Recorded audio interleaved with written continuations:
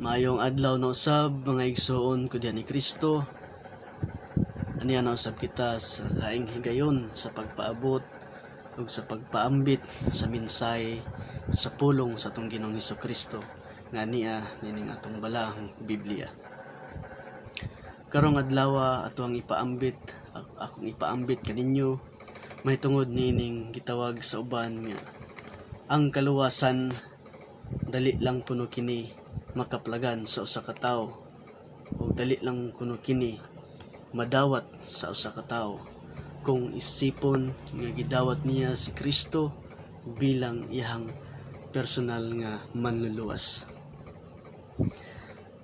Karong adlaw mga igsoon, ato ang paningkamutan nga mapadangat ang mensahe nga ang kamatuoran ang ngay natong masayran kay kini walay bugtong pamaagi nga magadala kanato ngadto sa hingpit nga kaluwasan. Karong adlaw akong i-share o ipaambit kaninyo mahitungod niining dali lang ba ang kaluwasan or dili dali sa tuang kinabuhi ug sa tuang pagtuo isip lain-lain man kitag tinuuhan karong kung diin man kita nahisakop o nahisama sa maong simbahan. Ako ang itandi ang mga pagtulunan sa ubang sekta o dinhi sa tuang simbahang Katoliko. Ang uban maingon nga ang kaluwasan dili kini makaplagan sa tao kundi makaplagan lamang kini diha sa tuang Ginoong Hesukristo. Ug nianang istoryaha mga igsoon, wala kitay dapat nga pagadiskasan mahitungod sa ang pagluwas sa atong Ginoong Hesukristo sa iyang katawan.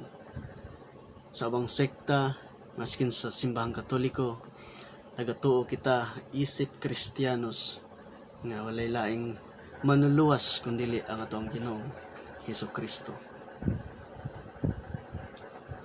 Og karong adlaw akong ipaambit kaninyo nga dali lang ba ang kaluwasan sama sa giingon sa ubang sekta nga kung dawaton lamang kuno si Hesukristo bilang imong personal nga manluluwas ug ikaw walay pagaduduha maluwas. Og akong ipaabot kaninyo mga igsoon nga pinaagi sa tong balang Biblia kung tinuod ba gayud kini nga pinaagi lang ba sa pagdawat sa atong Ginoong Hesukristo kini kita maluwas sa hingpit. Una, gusto na ba kini nga ang pagdawat sa atong Ginoong Hesukristo ug pag-ila nga siya mao ang manluluwas, gusto na ba kana nga rason nga kita maluwas? Insakto na ba kana nga pamaagi aron kita mahingpit nga makadawat niya ng gitawag og kaluwasan? Diha sa balang Biblia mga igsoon, atong mabasa nga ang kaluwasan dili kini pagdawat lang or pagtuo lamang sa tuang Ginoong Hesukristo or pagtuo lamang nga siya mao ang bugtong nga manluluwas sa tuang kinabuhi o sa atong kalag. Diining Biblia ato ang tukiod kung unsa gayud ang sulod o mensahe mahitungod niya nang gitawag nga kaluwasan. Kung maingon ang ubang sekta nga ang kaluwasan dali lang, dawaton lang nimo si Hesukristo nga imong personal savior nga manluluwas, ikaw maluwas na. Sibo ba kini sa atong balang Biblia or atong itandi kung tan-aw nato taga nato galom nga kahulugan kung unsay mensahe o gustong ipasabot sa atong Ginoong Hesukristo sa atong tagsa-tagsa ka mga kinabuhi. Diha sa Mateo 5 versikulo 44 ato ang basahon mga igsoon nga usa ka giya or dalan nga atong tagaan natong luna ang atong mga hunahuna sa pagpamalandong niining mensahe sa atong Ginoong Hesukristo.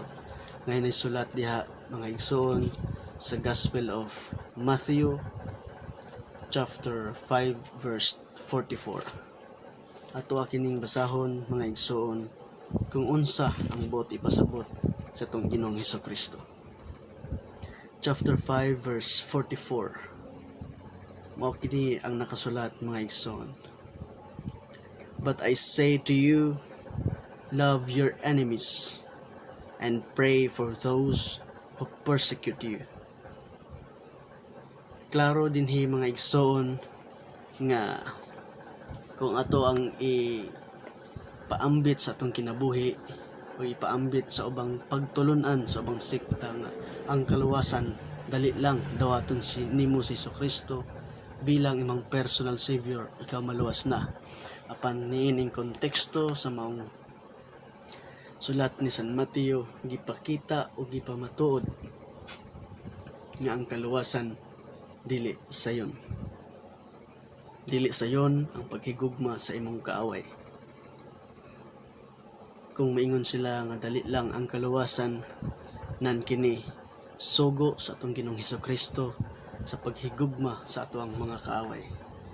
O karon akong pangutanon sila mga igsoon, dali lang ba ang paghigugma sa imong kaaway? Og niini pamaagiha nga imuha kining nabuhat, imuha kining gisunod ang paghigugma sa imong kaaway, nan walay rason nga ikaw tinod anay nga nagasunod sa atong Ginoong Hesukristo. Apan sa atong tawhanon mga igsoon, dili kita perpekto o 100% nga nahigugma kita sa atoang kaaway. Hinoon maingon siguro kita nga higugma ang imuhang kaaway pero puspusi kung dili siya makabantay.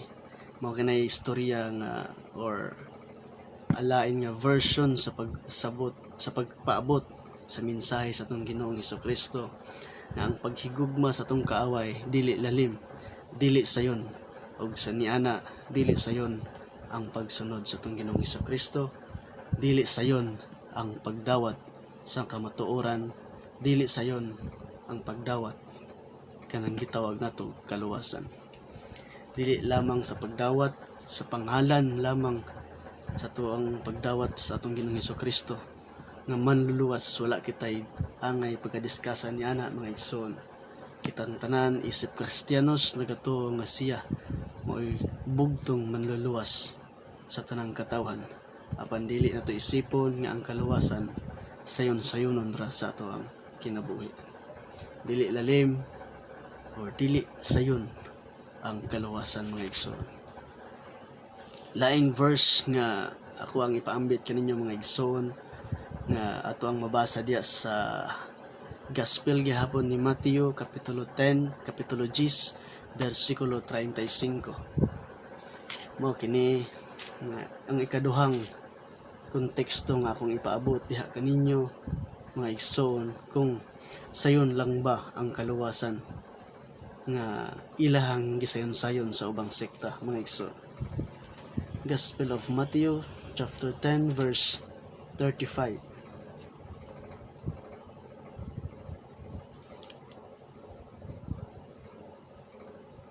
Mao kini ang nakasulat mga igsoon.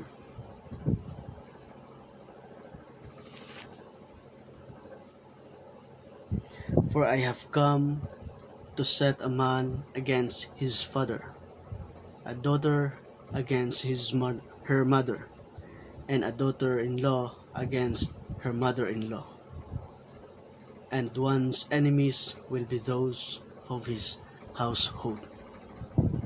Nining konteksto sa maong Biblia sa maong passages mga igsoon gihulagway ni San Mateo nga iyahang gipamatud-an nga abot ang higayon ang anak makig-away sa iyahang amahan. Ang anak nga babay usab susama ngadto sa iyang gibuhat ngadto sa iyang inahan, og sa babay nga ugangan makig-away usab ngadto sa naasawa or nabana sa iyang anak or gitawag nga ugangan. Kini mga igsoon gihulagway nga sa relasyon sa pamilya kinahanglan gayod nga adunay, kinahanglan gayod nga mo experience sa maong gipadayag ni San Mateo. Dili kini buot literal nga atong sabton nga awayon nato ang atong amahan or awayon nato ang atong inahan, but gihulagway ni San Mateo nga tagaan nato less important or less love sila kung i-compare nato sila sa atong Ginoong. Mao kini ang gibuot ipasabot sa atong ebanghelista nga si San Mateo nga kung mosunod kita sa Dios kinahanglan dili nato ipantay ang atong paghigugma kaniya sa atong kinikanan, sa atuang kaigsuonan or sa atuang inahan, kundili ilabaw gayod ang atong paghigugma, ilabaw gayod ang atuang pakigdasig sa paghigugma sa atong Ginoo ayha sila ang atong mga ginikanan or ang atong pamilya. Kini gipakita dinhi mga igsoon nga dili lamang sa binaba nga pagdawat sa pagtuo sa atong Ginoong Hesukristo nga gidawat nato siya isip manluluwas. Tinuod walay laing manluluwas kundi si Kristo lang.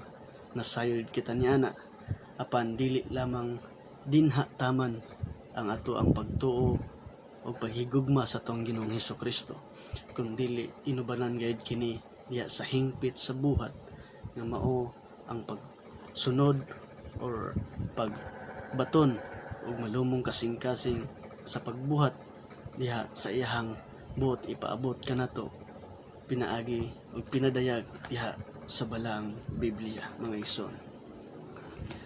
Ikatulo nga mensahe mga igsoon nga akong ipaambit kaninyo nga akong ipakita ang ikatulong higayon nga ang kaluwasan sa atong kinabuhi o sa atong kalag dili kini nato makuha sa sinayon-sayon lamang nga pamaagi, kundi mag-aagi gayud kita niya nang gitawag nga paglutos or persecution nga gitawag sa atong kinabuhi.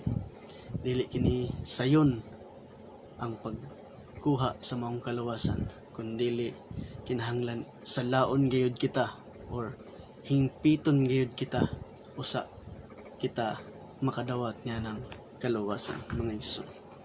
Ikatulong passage sa Biblia diha gihapon sa Gospel of Matthew kapitulo 28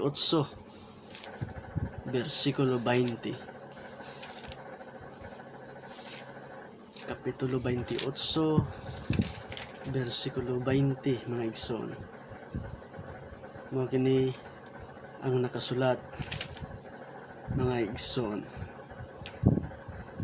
Teaching them to observe all that I have commanded you, and behold, I am with you always until the end of time. Gipakita or gimando mismo sa atong Ginoong Hesukristo nga ato ang sundon gayod ang tanan niyang buot ipabuhat kanato, ang tanan niyang mga commandments nga iyahang gustong ipaangat, ipadangat sa iyahang piniling katawhan mga igsoon. Dili kini mensahe lang or pulong lang nga atong sangpit ngadto sa atong Ginoong Hesukristo nga nahigugma ako kanimo ug ikaw ang akong personal nga manluluwas. Wala kitay tutol, wala kitay pag-aangay nga pagka-diskasan mahitungod niya na mga igsoon, kundi nagatuo kita nga si Kristo lamang ang bugtong manluluwas apan dili kini nato isipon or hunahon nga atong i-personal ang maong kaluwasan, kundi ang kaluwasan mao nang purpose nga si Kristo mikanaog nganhi sa kalibutan aron ang tanang katawhan makabaton og gitawag nga kaluwasan og dili kini ato ang i-personalize mga igsoon. Mao kini akong sayop nga pagtulon-an sa simbahan, nga isip tinuod nga simbahan, isip ehemplo nga matuod nga nagasunod sa atong Ginoong Hesukristo. Dili kini angay nga ikadalo kanato sa ato ang sarili lamang, kundi ang kaluwasan sa atong Ginoong Hesukristo para sa tanang katawhan lukop sa tibuok kalibutan. Dili lang kini ato ang tagaan o boundaries or i-personalize ang maong kaluwasan mga gitawag mga igsoon. Kaya ang tinuod nga kaluwasan sa akong naingon nga pinaagi sa padayag sa atong wala ang Biblia nga pinaagi sa mga sulat ni San Mateo nga ang kaluwasan dili kini sayon nga makuha sa usa ka tawo.